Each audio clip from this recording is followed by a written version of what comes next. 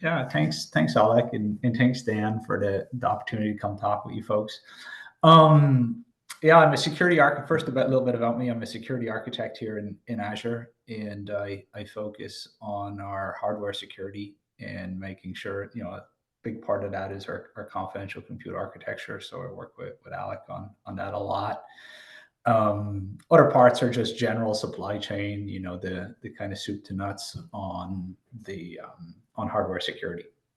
I get to talk with a lot of our customers too, and get some insights into what their concerns are, and take a step back and kind of look at the offerings that we have here in Azure, and whether we're really living up to their expectations, and where maybe we fall short and need to go and address that. So with that, I do have some slides to talk a little bit about how we kind of view hardware security and the journey that we're on. And I can just jump maybe straight into that. And then anytime you guys have questions, feel free to interrupt me. Let me see if I can get this screen shared.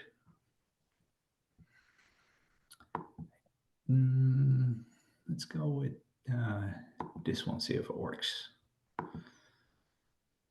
All right.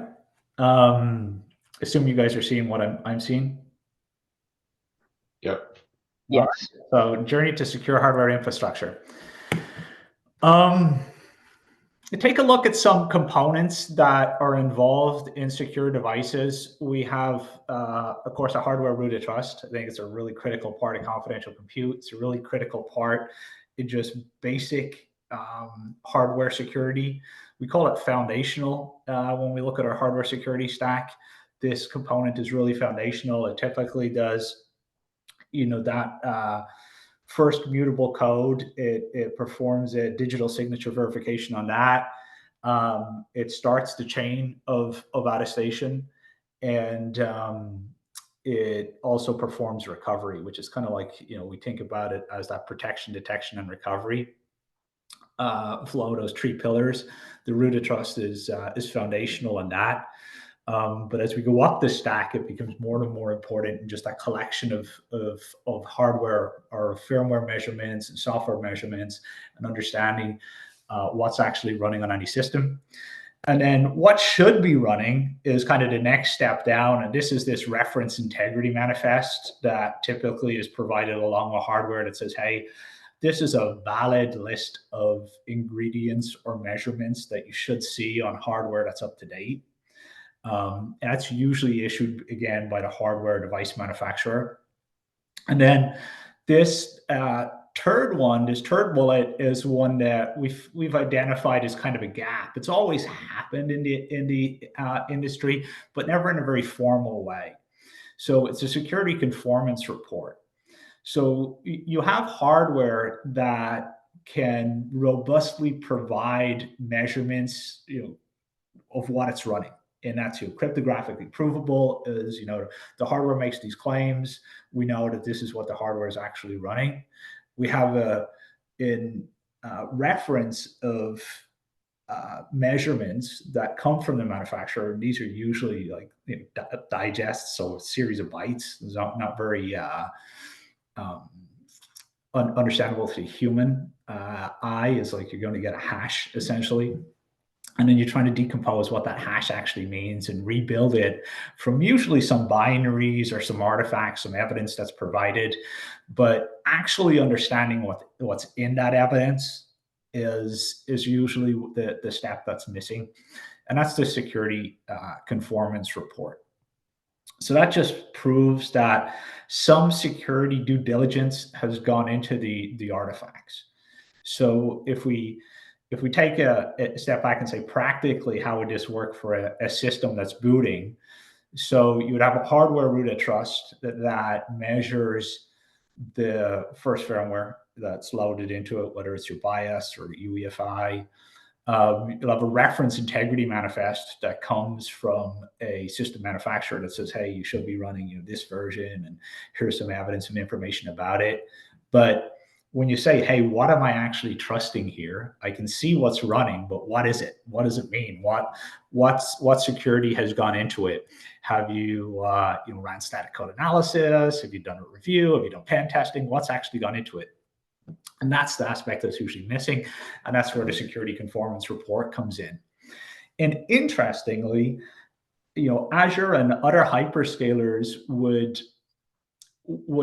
either do reviews like of code coming in, like whenever we take third-party code or artifacts, we'd require security review, and we'd have some internal means to go and run these reviews ourselves.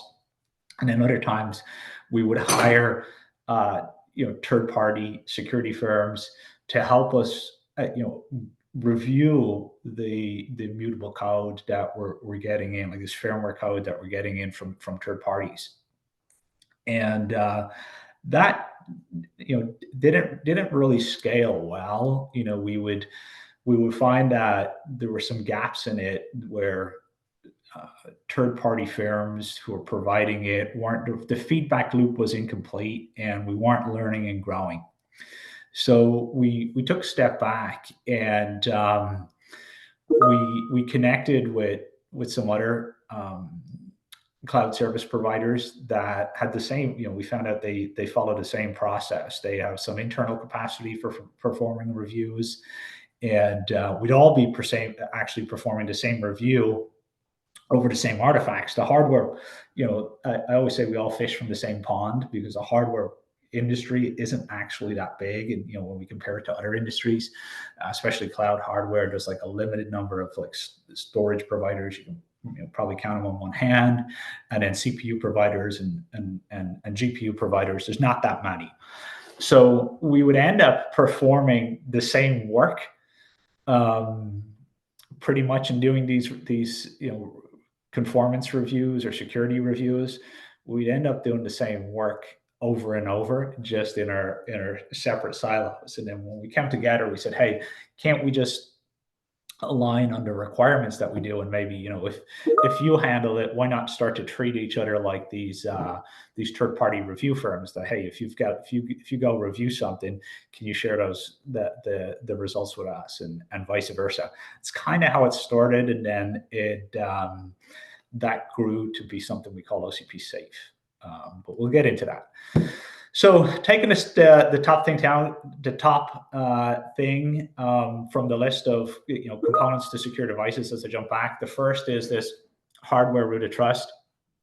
And we've also started to tackle that in the industry, in that we've seen a lot of fragmentation in hardware root of trust. In fact, we've been on this journey for hardware root of trust for a long time, almost as long as we've been on our confidential computing journey. We've been on this journey for hardware root of trust. Actually, probably before that. When we get into in 2016, we kind of came out and said, hardware is not as secure as it should be. We want to.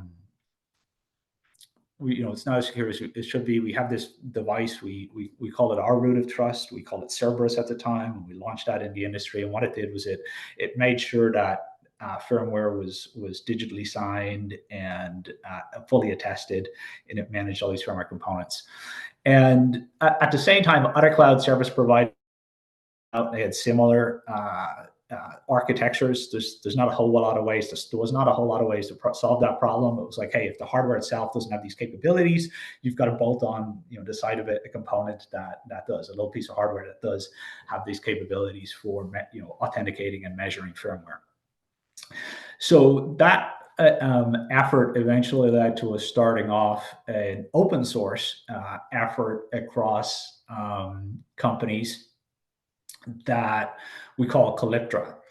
And that provides, that is a root of trust, actually a hardware root of trust. And that gets built into SOCs, and it's the thing that provides these measurements and authentication and identity.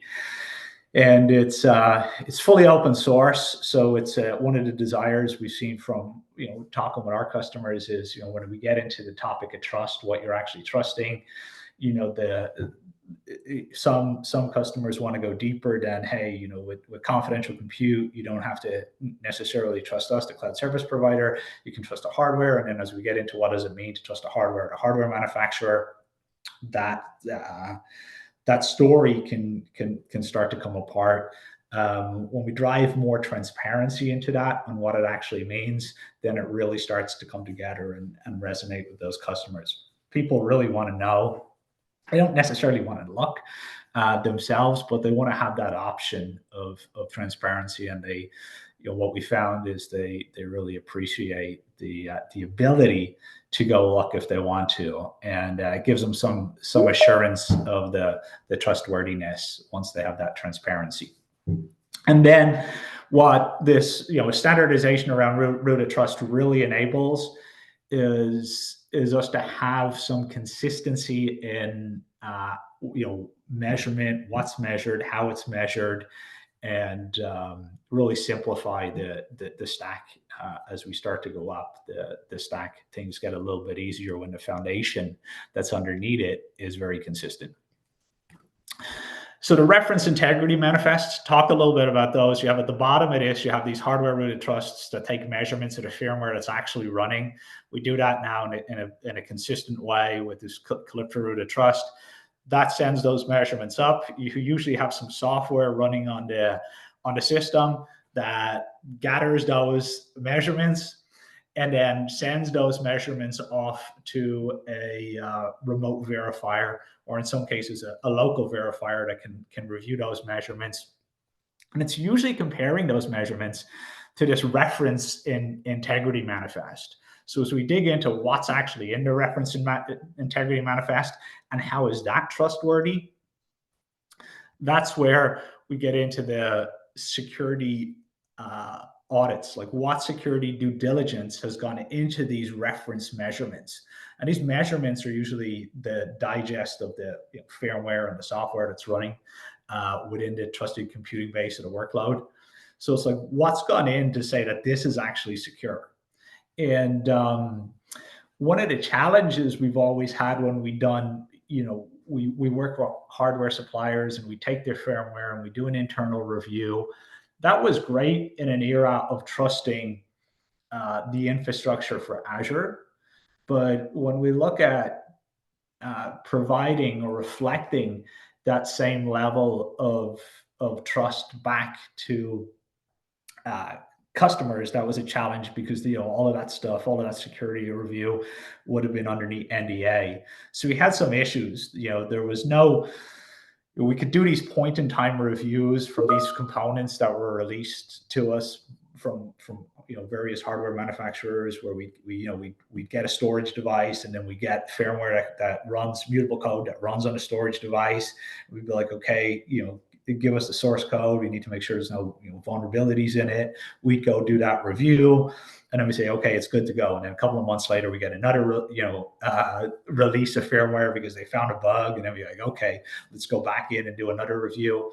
And scaling that became very, very challenging. And review learnings weren't really being curated by the hardware manufacturer. So we realized our review criteria and on what we would look to as we did internal reviews is the same as like a lot of third-party security review firms that do reviews, and the same as other cloud service providers. So like I mentioned earlier, we would have these, we found out other cloud service providers, Google, Meta, they would do exactly the same thing. They would review all the code that's coming into their environments, and keeping pace with that was tough, and they'd outsource as well some of that work to third-party review providers. And we're like, hey, this is kind of silly what we're doing. We really need to look at left shifting that so that device manufacturers start to get their code reviewed, and they don't have to come and work with, get multiple reviews and work with each of us kind of individually and go back through the same process of security review. Why don't they just get the review done? We'll set the criteria. We'll create some auditors, a list of controlled auditors where we can make sure that standards are kept high. We can also spot check it to make sure that they're all doing a good job. Those security review providers, we call them. Um, and device manufacturers can work kind of one-on-one with the security review provider. And then when they get the device, that the firmware in the device, when they get that audited, they can provide us back the final result to show, hey, the device is this firmware release is trustworthy. There's no known security vulnerabilities in it. And then we used Open Compute as the standard to facilitate this framework. This also incidentally got us out of this NDA nightmare where customers would come and say, yeah, we're happy with your confidential compute offering, but we want the same level of insight into the trusted computing base that you have. And that got into a weird NDA place where we'd say, hey, yeah, we reviewed it, but we can't share the results of the review. And it kind of got weird. And this formalizing that process has kind of helped with that, where it's all very transparent. So it's not just for the elite, cloud service providers who can go and do their own reviews, but it's for their customers. So it also gets reflected back to their customers. It's really critical for confidential compute because, of course, all of the security protocols for confidential compute are based on attestation of the trusted computing base for those environments. So now when we put it all together, this is what we kind of got instead of that, hey, just trust the RIMs that are coming out of the hardware manufacturers. You have the ability now, as devices still roll, the standard root of trust still rolls up those security measurements. It's easier now on the system to bundle those measurements together, and then you're not just looking at reference hash values and trying to parse evidence to understand a little bit about those hash values, but you're actually getting an endorsement that says, hey, if you see this hash value, it's undergone this security conformance. And that was ultimately the goal, is to provide cloud tenants or our customers some assurance that the measurements of their TCB is trustworthy in a meaningful way. And that was the whole goal of OCP Safe and this journey that we've been on. But there's more. There's always more. They never stop. So problems that, hey, we can give you these, you can attest these measurements to you, and you can see exactly what's in your trusted computing base. But of course, attestation is point in time. It's like, when we go and we look at it and we attest it on day one, when we come back 6 months time, it's not the same measurements. So, attestation is usually a point in time. And how do we know over the life cycle that we remain secure and we weren't, exposed to a vulnerability for an extended amount of time, or we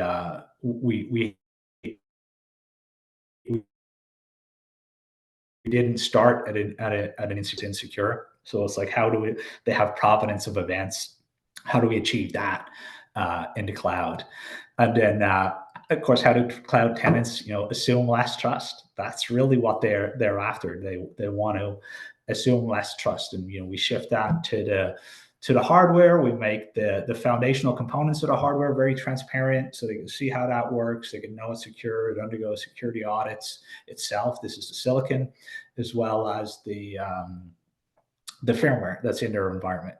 But this is where confidential computing really comes in, and I probably don't need to go too deep on this one. I'm sure everybody already understands it's this new model of the protection of data when it's in use through trusted execution environments. I usually talk with customers about this stack. The traditional stack, is vulnerable. The environment, I shouldn't say confidential virtual machine over there. It just should say, general virtual machine. But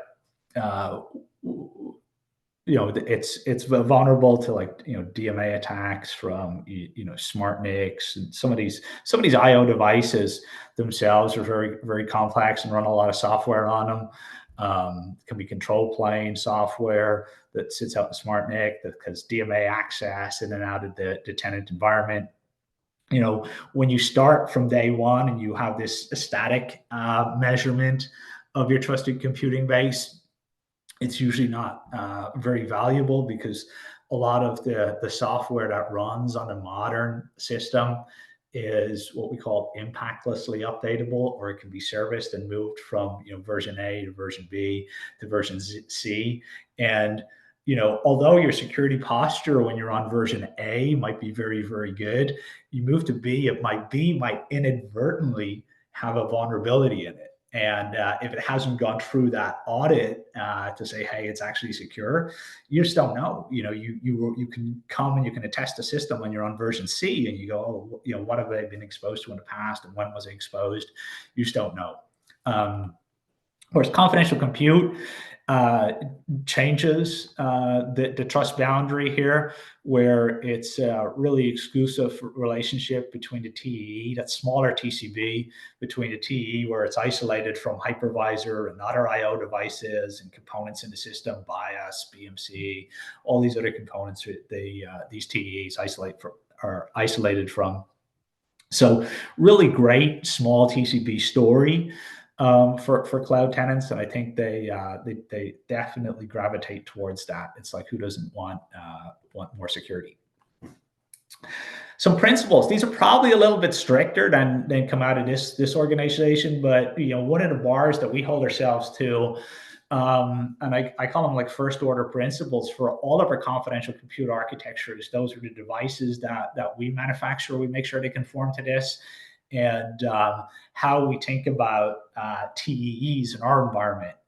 And these are the three first order principles that we put out there. The code, data, the execution state of the TEE must be cryptographically protected and prevent disclosure from outside the TCB of the TEE. It's a pretty basic pillar around the execution state. Shouldn't be manipulated to expose data. Code, data, and the execution state of the TEE must be immune from interference from outside the TEE. So that's like hypervisor or other software shouldn't be able to manipulate it, that it exposes code or data. And this last principle we put in there is the isolation mechanisms required to establish and preserve the TEE must be cryptographically measured. So we shouldn't have gaps where it's like, hey, you're trusting an SVN, or you don't actually have robust measurement in there. And then the last part of that is it must be available for inspection, and that's where we need to have rigorous audit over it to ensure that it's upholding the security principles. So this is what we strive for in all confidential architectures. Confidential computing, you're all familiar really with this. This is a high-level bullet of what it does. It encrypts and protects data while in use. While in memory, it's encrypted, and then during computation, it's protected from other software outside of the trusted computing base. What does it offer really customers? It offers defense in depth. Malicious admins, hackers, access without consent. Protects data from self and from the platform, guest OS, host OS kernel, VM admins, VM host, hypervisor, and even physical access to the system.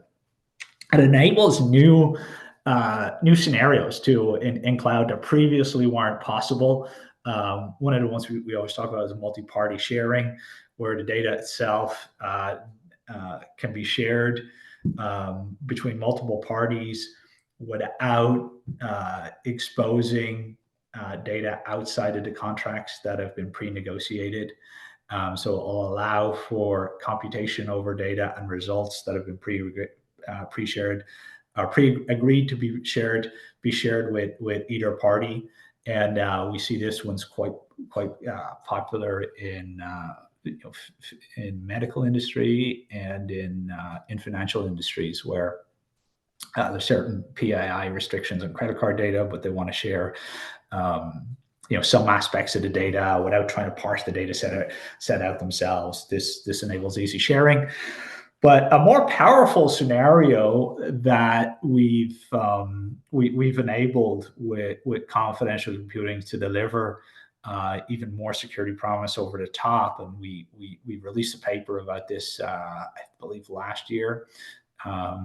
It was called Trust Code, but it allows for what we call autonomous services.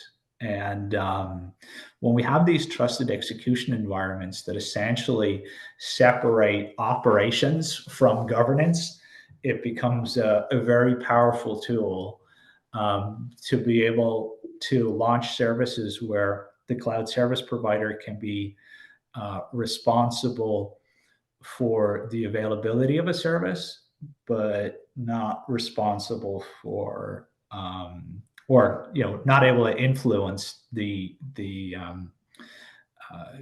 integrity of that service. And also, through attestation and the steps I discussed prior with that rooted trust, rolling up measurements, it allows for that auditability all the way up to the app level of the service.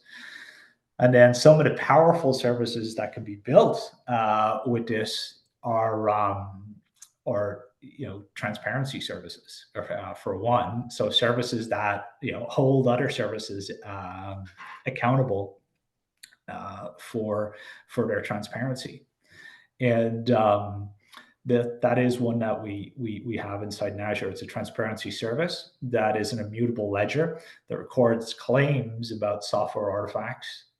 Auditors, like those safe auditors, they can endorse claims and put them on the ledger. It supports RIMs and SBOMs and reproducible bills of artifacts.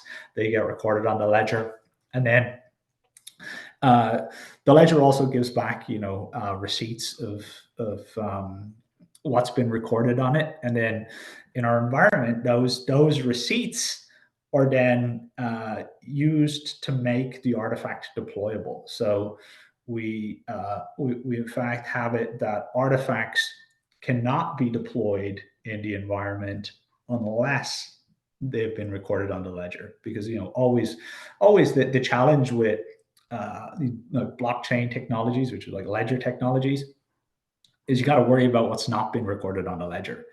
But by making if we look at the protection mechanisms in the software stack, its digital signature is kind of pervasive throughout it. And that's true even in hardware. So hardware won't ingest firmware that's not digitally signed. And if we make it a prerequisite to obtaining the signature, the digital signature, that's a prerequisite to obtaining that is you have to have a receipt with that shows that the artifact is in fact recorded on a ledger. And that becomes a very powerful tool for providing complete transparency. So of course, if this transparency service is launched within a confidential environment, it upholds those three principles, first order principles I mentioned earlier. The environment's immune from interference from the outside. It creates a trust anchor for building a transparency or very robust audit service. And when we look at some other audit services out there that are trying to accomplish that, they usually lack this tie to confidential compute and run their environments in, hey, you got to trust the operators of this service and this other transparency service. But when you look, you're usually trusting the operations of the service. In this case, you can launch services that become autonomous. So you're really trusting at that point the code, and the code has been audited. So the chain goes back then to auditors. In some cases, it's audited by multiple auditors. But once you have that initial anchor of that service audited and launched, then it can run and hold other services accountable. And we talk about this, and we've written papers and blogged about this service and even demonstrated it. And Underneath for Azure, we have a framework that is the security, the supply chain integrity, transparency, and trust. It's called SCIT. This is the framework for it. The technologies that are behind it, of course, are backed by confidential compute, the CCF framework as well for that ledger technology, and collectively that's what gives us this e-notary service.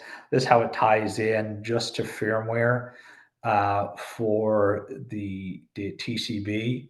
So we have device manufacturers that issue, over here in the left, we have these device manufacturers that issue SBOMs and RIMs, as well as the firmware binaries and software and that's going to run on these components. And then we have auditors. They work with these third-party auditors. In this case, it's like OCP Safe. They work with the auditors in OCP Safe. They publish audit reports for the artifacts that they've had audited, and then those move over. We take a pull from those into our confidential ledger. Based on that, we have another signing service that's also a confidential service that signs those artifacts. If they meet the policy that we have applied, those artifacts then become deployable, and only then do they become deployable in our environment. And that's where you'll see a lot of the work that's happening in open compute around dual signature, and I think it's called transfer of ownership. But that standard is making sure that every artifact doesn't just take the signature from the device manufacturer, but it also has a secondary owner signature that gets attached to it of equal enforcement. So a device won't accept a firmware payload that's not signed by the device manufacturer and not signed by the owner, and in this case, it's our SCIT transparency service. So that takes us to the end of what I wanted to talk about. I'm sure there's no questions on any of that. I have a bag of questions, and I never say that. Yeah, you could have just interrupted me anytime, but yeah, let me hear them. I will first open it up to the rest of the audience. As chair, I get more than my fair share of time to prod on things. I may ask a question about one of your initial slides where you showed a cooperation of several companies. You mentioned Microsoft, Google, and AMD. What about the other chip producers? Not naming names.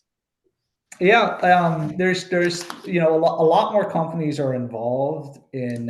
So the slide that I think you're referring to is the one on Calyptra, which is that open source root of trust, Silicon root of trust. There's a lot more companies involved now.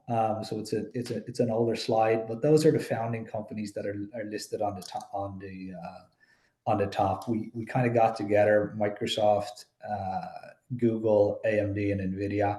We got together and kind of aligned on the principle that transparency builds trust, and we wanted to really get to the core of what we're asking customers to trust. And when we're asking them to trust, this hardware root of trust, they don't understand it really. Is attestation to us is easy because we do it every day. We live in this kind of space of really understanding security architecture, and a big part of that is like, we want measurements and attestation. A lot of people aren't in that same space, and one of the things they gravitate to is when they hear it's transparent and it's open, it's kind of showing, hey, there's nothing to hide. And, I think they assume some wise old man has looked at it and made sure it's secure. But when they hear it's transparent, they just gravitate to it. and we move past the conversation of what is it, how do I trust it, that conversation dies right there on, hey, it's fully open, you can go look at it if you want, you can have somebody else look at it, we can show you the audits that have gone into it already. Conversation just dies. It moves on to the next topic.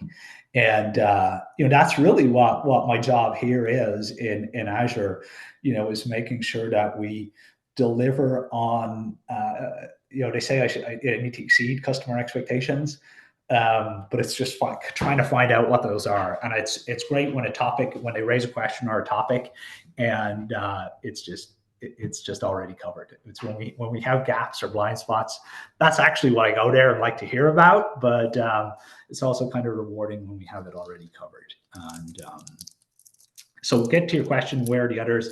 The others are involved.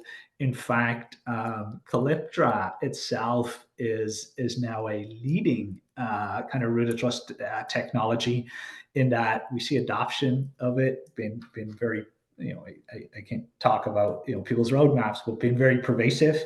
And we're doing there's a great collaboration with storage providers right now on extensions to it for key management storage devices. That's called Lock. And that's, there's some specifications about that already published, but I think the RTL and the firmware for that will be out very soon.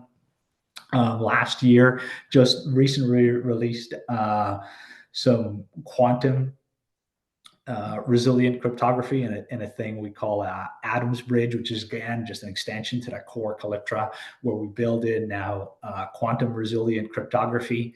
I think that's top of mind for a lot of people right now, is how do we get quantum resilience?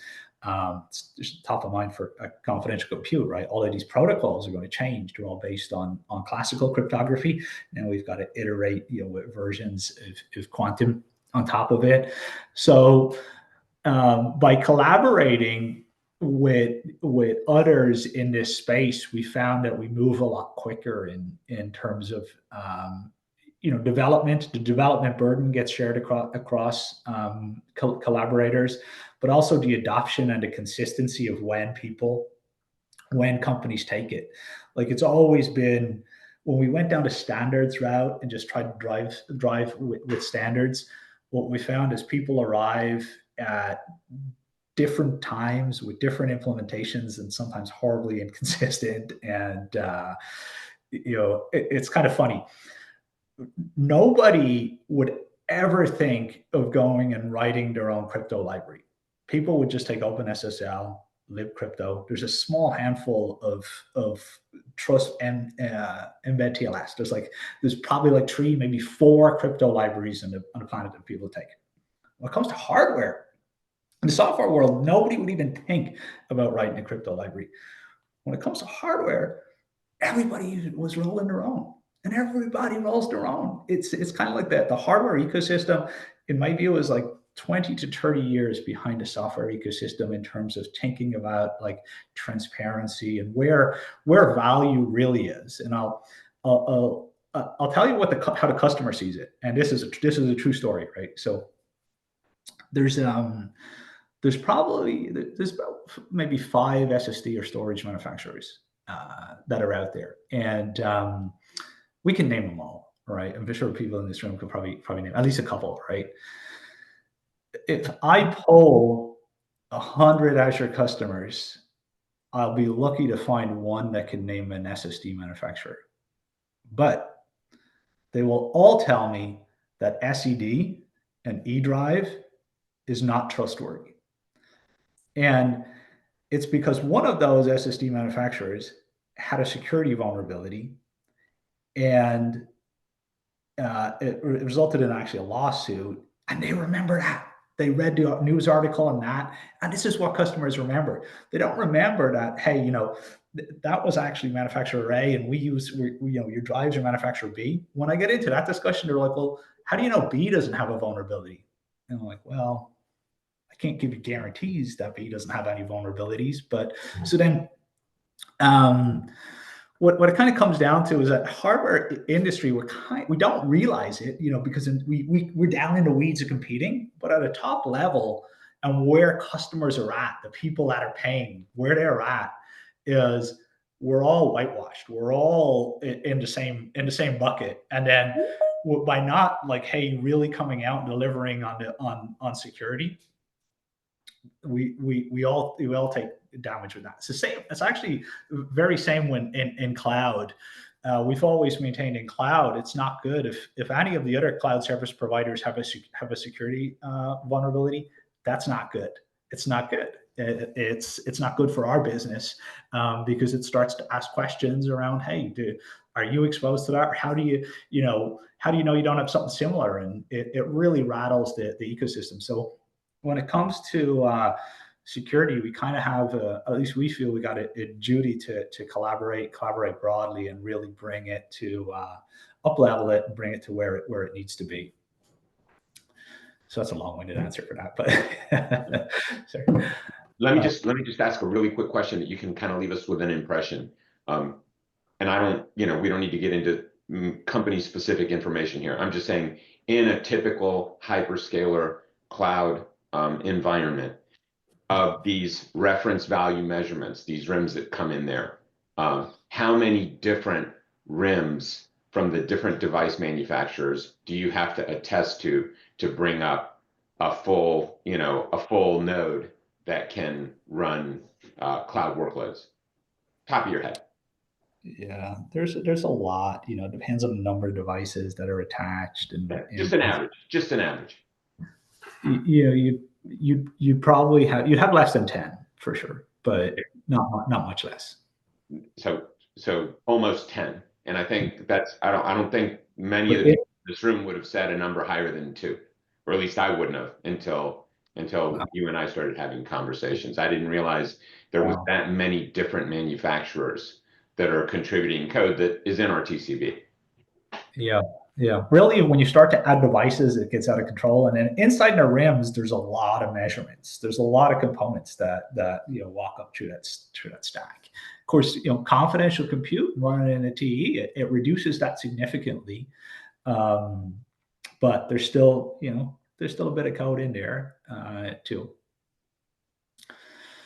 Cool. Well, we had a cool talk on baselines around code and the open source libraries that we're all ingesting in our applications. And I think what you talked about really ties into that, because we need baselines around all the stuff that's underneath all those open source libraries, that the stuff that we're standing on that I think we kind of take for granted. Yeah, and I think reuse is a big one. Like when we get into this auditing and making sure that security due diligence has gone into something, one of the great things that we didn't realize about that is like, hey, if I, at a component level, if I grab this component that's already audited, I build on that. I don't need to go and say, hey, this is now in the TCB, but I know it's secure because it's got this audit on it, and you can build on that. And we didn't expect to see that, but we've seen that, particularly in areas that were trouble, like BMC has been notorious. Because it's a hardware debug controller, so it's got gets a lot of privilege into things, and we didn't expect to see that companies start to cross-use components there and take audits that we're done and kind of share that. So it's exciting to see that go. Cool. Yeah. Well, that was a great talk, Brian. Unfortunately, we are out of time. I'm glad we were able to get started a little bit early, because clearly we could have kept going on this topic. But thanks once again for speaking. Maybe Garev Ma'agat. Yeah. Cool. Thanks for coming, Brian. All right. Thanks a lot. Take care. Bye. Bye.